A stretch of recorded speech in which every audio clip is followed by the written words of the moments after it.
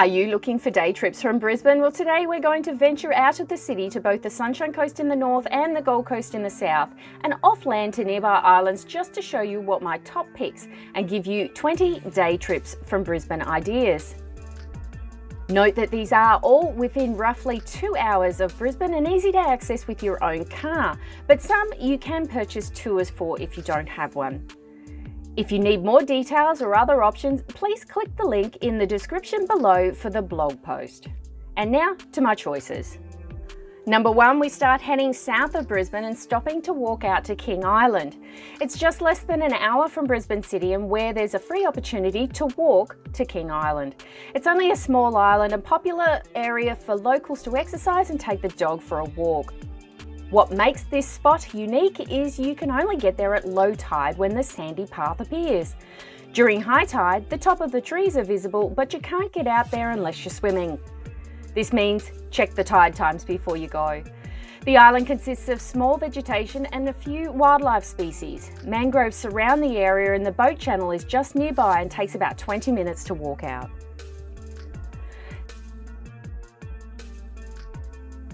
Number 2, we have the Natural Bridge Waterfall. This is 2 hours from Brisbane and located in the Gold Coast hinterland. Natural Bridge is a well-known waterfall as it can be viewed from above and below.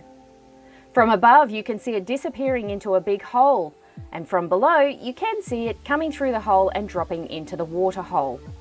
The walk is around 1 kilometre and circles round in a one-way loop. In the evening, it's said to have glowworms viewable for free, but I haven't encountered them myself yet. Number 3, we have Purling Falls. This is 2 hours from Brisbane and located in the Springbrook National Park, not far from Natural Bridge. This waterfall has 4-kilometre loop hike on a nicely formed track. It starts at the top, walks down one side of the dense forest canyon to view the waterfall at the bottom, and walk back the other side. Purling Falls does have a lookout at the top, so you don't actually have to complete the hike to see it, although it is best viewed in full at the bottom. Also handy after a bit of rain in the summer season, the waterfall coming down is just spectacular. Number 4, we have Tallebudgera Creek. This is about 1.5 hours from Brisbane and one of the many popular areas along the coastline. This is one of Gold Coast's most pristine creeks for swimming or paddleboarding fun. The Tallebudgera Creek is very popular for the locals and the tourists who manage to find out about it. Pack a lunch, park yourself under a tree and enjoy a few hours here with your family or friends. There is plenty of seating, barbecue areas, beautiful white sand to enjoy, and it's also dog friendly. It's got some amazing calm waters, perfect for paddleboarding and swimming with the kids. The main strip is also patrolled with lifeguards, which are on duty from 9 to 5 each day. Number 5 is the world-famous Surfers Paradise Beach. Once again, about 1.5 hours from Brisbane and just off the main shopping district of Cavill Avenue.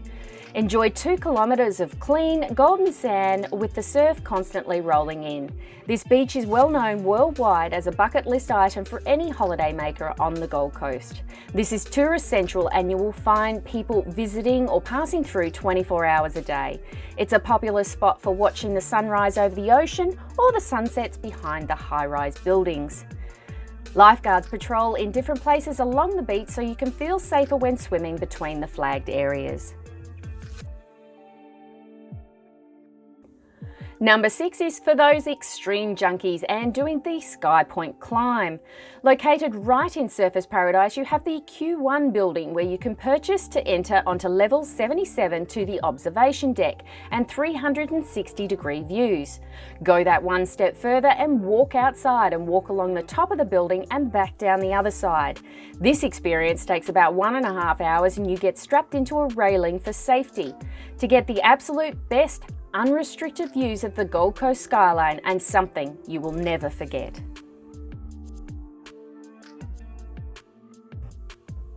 Number 7, we have a jet skiing adventure. This is one way to get your thrill on, which leaves from Main Beach and about an hour from Brisbane. You can purchase tours from 1 hour to 4 hours, but also save money with sharing a ride with your friend. There is no need for a jet ski license as this is guided by the tour leader. You have a little freedom while on the jet ski, although it's pretty much a follow the leader scenario. Speeds are dependent on your confidence and limited by law through the marina. Safety and training is provided before you start the tour, and the guides ensure you're kept safe from the other vessels in the water.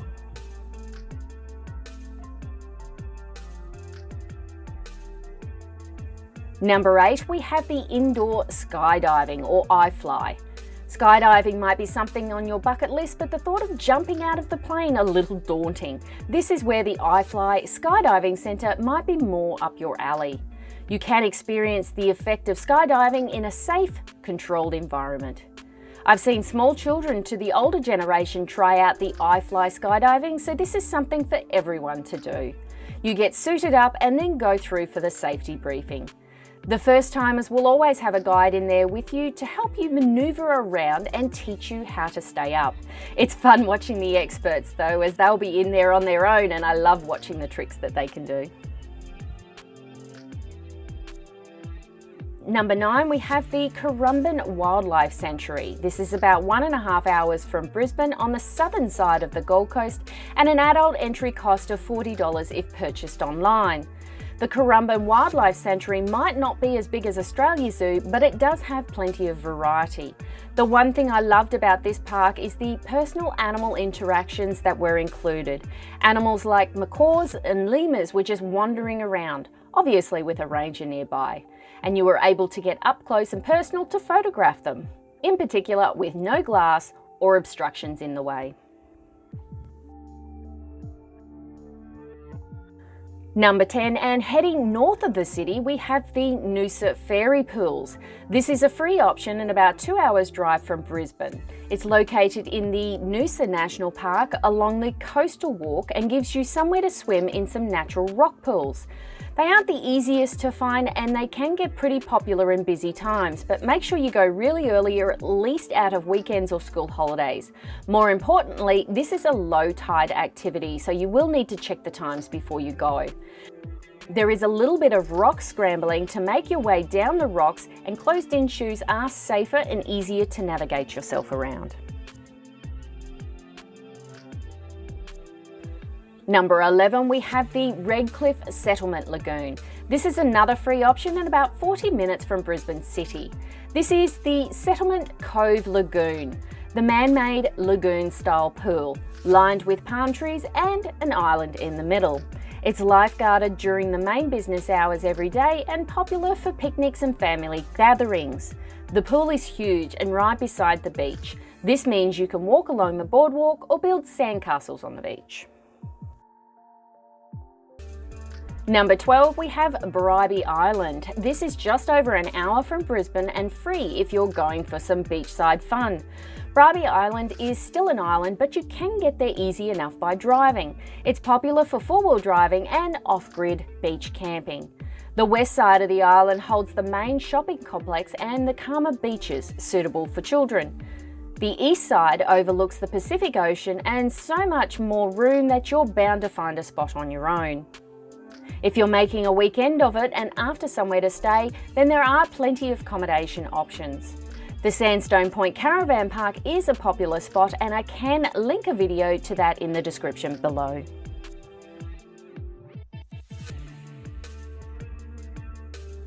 Number 13 is Kondalilla Falls. It's about 1.5 hours from Brisbane and another free offbeat swimming location, as well as a waterfall that's running most of the year round. There is a 4.7 kilometre loop hike that you can do, as well as stopping off for a swim.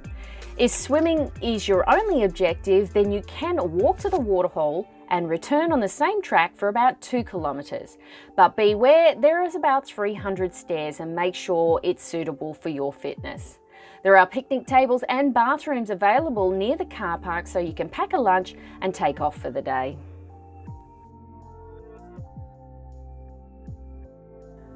Number 14 is hiking up Mount Ngungun. This is about an hour from Brisbane and a brilliant spot for views over the Sunshine Coast hinterland. It's just less than 3 kilometres return to climb to the summit of Mount Ngungun, with a nicely formed path and hugely popular with the locals on weekends. Once you get to the top, there is a fair amount of room to move around, 360-degree views, and on a clear day, you can see all the way to the ocean.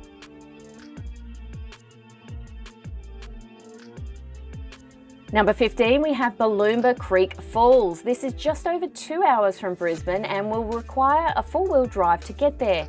Booloumba Creek Falls would have to be one of my favourite waterfalls for swimming. It's a small 3-kilometre return hike on an easily formed track. There are 2 waterfalls to swim in, and the first more suitable for small children. The falls are running most the year round and several swimming spots, including on top of the waterfall. There is a smaller amount of room for sitting and also bringing a picnic. Number 16, we have Buderim Falls. This is 1.5 hours from Brisbane and a free waterfall to visit that's very close to residential development at the Sunshine Coast. These falls have 2 entrances and only a short walk from each. They are fed from the city's stormwater, so not sure it's a great spot for swimming, but you will find people in there from time to time. The forest is dense and it's very easy to think that you're a long way away from the busy city. There is an easy boardwalk fitted at one end and a rock-formed stairs from the other. Number 17, we have Gardners Falls. This is about 1.5 hours from Brisbane City and a very short and easy walk to get to. It's located at Mullaney and a popular place to visit, and plenty of room for a picnic and swimming around the waterhole. The walk is about 300 metres and actually runs along the creek. You'll find people picking a spot to swim or sit in the water anywhere along Obi Creek. The actual swimming hole is deep, so it might be handy to take along a flotation device or a pool noodle. Parking is horrendous, especially during busy times, and only 10 or so parking spaces available. Number 18, and our first option offshore, we have scuba diving or snorkelling adventures. There are several different dive or tour companies that will leave from Brisbane-based marinas and take you to nice reef locations off the coast.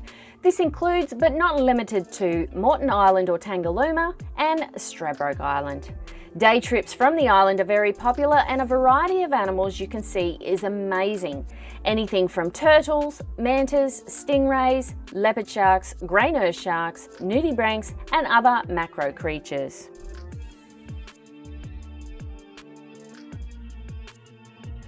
Number 19, we have North Stradbroke Island. This lies 30 kilometres from Brisbane and a 45-minute ferry leaves from Cleveland several times a day.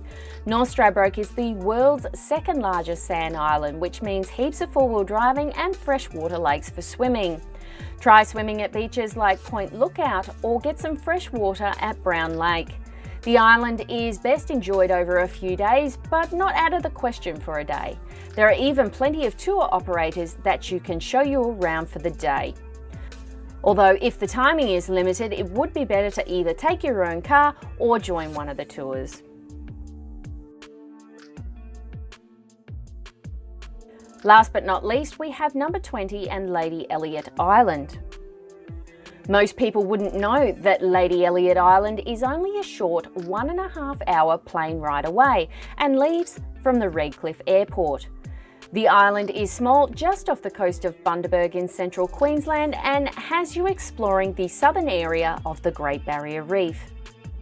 The entire day will have you leaving from Redcliffe Airport at 7:15 and have you returning about 4 p.m.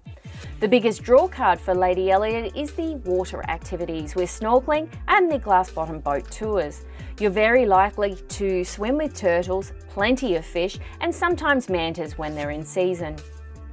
This is probably a luxury bucket list item to discover due to the excess cost of the day's fun. If you're looking for other things to do in Brisbane, please click the link here. Otherwise, thanks for watching today, and I hope you enjoyed my selection of 20 day trips from Brisbane.